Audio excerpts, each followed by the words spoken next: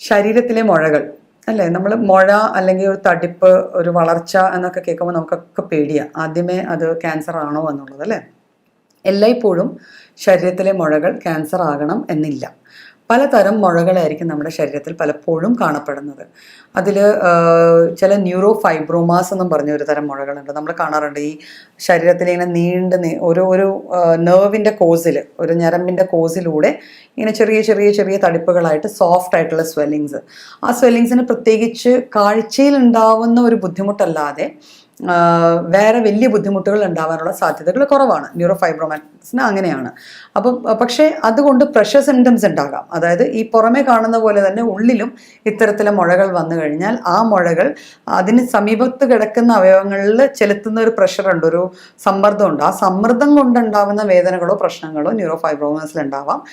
Otherwise neuro ഫൈബ്രോമാസ്, ഈ ചെറിയ മുഴകൾ, സോഫ്റ്റ് ആയിട്ടുള്ള ഞരമ്പിൻ്റെ കോസിൽ കാണപ്പെടുന്ന മുഴകൾ മാലിഗ്നൻ്റ് അല്ല, ക്യാൻസർ അല്ല, ബിനൈൻ ടൈപ്പ് ഓഫ് ട്യൂമേഴ്സ് ആണ്.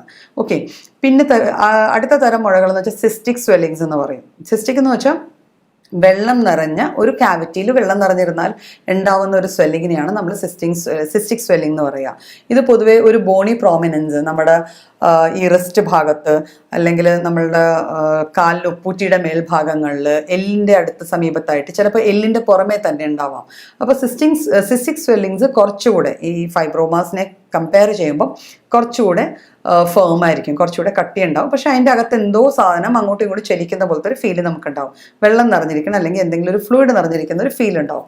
സിസ്റ്റിക് സ്വെല്ലിങ്സും എല്ലായ്പ്പോഴും മാലിഗ്നൻ്റ് ആവണമെന്നില്ല. പക്ഷേ സിസ്റ്റിക് സ്വെല്ലിങ്സിന് പിന്നെയും ചാൻസസ് ഓഫ് മാലിഗ്നൻസി ഉണ്ട്. അപ്പോൾ അതുകൊണ്ട് ഒരു സിസ്റ്റിക് സ്വെല്ലിംഗ് നമ്മുടെ ബോഡിയിൽ എവിടെയെങ്കിലും ഉണ്ട്, അത് വളരുന്നുണ്ട്, വേദന ഇല്ലെങ്കിൽ പോലും അതിൻ്റെ വളർച്ചയുടെ റേറ്റ് വല്ലാതെ കൂടുതലാണെങ്കിൽ നമ്മൾ നാച്ചുറലി അത് ഇൻവെസ്റ്റിഗേറ്റ് ചെയ്യേണ്ടതാണ്. പിന്നെ ഉണ്ടാവുന്ന സ്വെല്ലിങ്സ് എന്ന് വെച്ചാൽ ബോണി സ്വെല്ലിങ്സ് ആണ്, എല്ലുകളിൽ ഉണ്ടാവുന്ന സ്വെല്ലിങ്സ് ആണ്. എല്ലുകളിൽ ഉണ്ടാവുന്ന സ്വെല്ലിങ്സ് നമ്മൾ ഫീൽ ചെയ്ത് നോക്കിക്കഴിഞ്ഞാൽ പൊതുവെ എല്ലുമായിട്ട് അറ്റാച്ച്ഡ് ആയിരിക്കും. അത് കുറച്ചുകൂടെ ഹാർഡായിരിക്കും, ഫേം ആയിട്ടുള്ള സ്വെല്ലിങ്സ് ആയിരിക്കും. അപ്പോൾ ആ സ്വെല്ലിങ്സും മാലിഗ്നൻറ്റോ ബിനൈനോ ആവാൻ ചാൻസ് ഉണ്ട്. പക്ഷെ പൊതുവിൽ അത് ബിനൈൻ സ്വെല്ലിങ്സ് ആയിരിക്കും. ഒരിക്കലും പലപ്പോഴും ചിലരുടെ നെറ്റി ഭാഗങ്ങളിലൊക്കെ ചെറിയ മുഴകൾ ഉണ്ടാകും, തൊട്ട് നോക്കുമ്പോൾ എല്ല് മുഴച്ചിരിക്കുന്ന പോലെ. അപ്പോൾ അങ്ങനത്തെ സ്വെല്ലിങ്സ് ഉണ്ടെങ്കിൽ നമ്മൾ ആദ്യമേ ചെയ്യേണ്ടതെന്ന് വെച്ചാൽ അത് കൂടുതൽ ഡിസ്റ്റർബ് ചെയ്യാണ്ടിരിക്കുക. ഏത് സ്വെല്ലിങ്ങിനെയും നമ്മൾ ഡിസ്റ്റർബ് ചെയ്യുന്ന മാത്രയിലാണ് അതിന് വളർച്ച ഉണ്ടാവുക.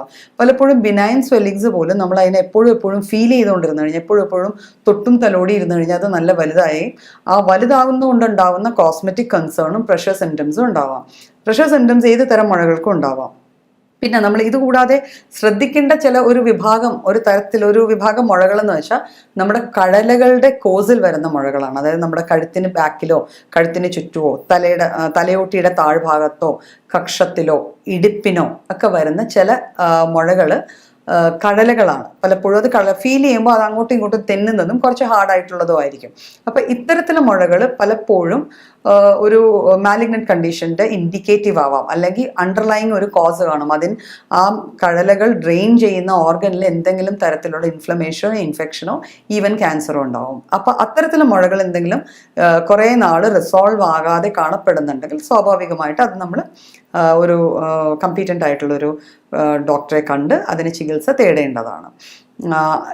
ഇതാണ് കോമൺലി നമ്മുടെ ശരീരഭാഗങ്ങളിൽ കാണപ്പെടുന്നു പുറമേ നമുക്ക് ഫീൽ ചെയ്യാൻ പറ്റുന്ന മുഴകളായിട്ട് കാണുക.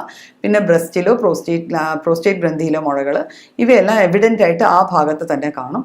ഈ മുഴകളും നമ്മൾ ഫീൽ ചെയ്യുമ്പോൾ തെന്നിപ്പോകാതെ അടിയിൽ ഏതെങ്കിലും ഒരു അറ്റാച്ച്മെൻറ്റ്, ഒരു റൂട്ടുള്ള പോലത്തെ ഒരു ഫീല് വരുവാണെങ്കിൽ സ്വാഭാവികമായിട്ട് നമ്മളത് എവിടെയെങ്കിലും ഒന്ന് കൺസൾട്ട് ചെയ്യേണ്ടതാണ്. പക്ഷേ ഇത്തരത്തിൽ അതായത് ബ്രസ്റ്റിലോ പ്രോസ്റ്റേറ്റ് ഗ്രന്ഥിയുടെ ചുറ്റുവട്ടത്തോ ആ ഭാഗങ്ങളിൽ, ഗുഹ്യഭാഗങ്ങളിൽ ഉണ്ടാകുന്ന ഏത് മുഴയാണെങ്കിലും നമ്മളത് ഒരു ഡോക്ടറിനെ കാണിക്കുക തന്നെ ചെയ്യണം. ബിക്കോസ് അത് എന്താണ് എന്ന് നമുക്ക് ഏർലി സ്റ്റേജിൽ ഡയഗ്നോസ് ചെയ്താൽ നമ്മുടെ ട്രീറ്റ്മെൻറ്റ് ഓപ്ഷൻസ് എപ്പോഴും നല്ലതായിരിക്കും, ബെസ്റ്റ് ആയിരിക്കും.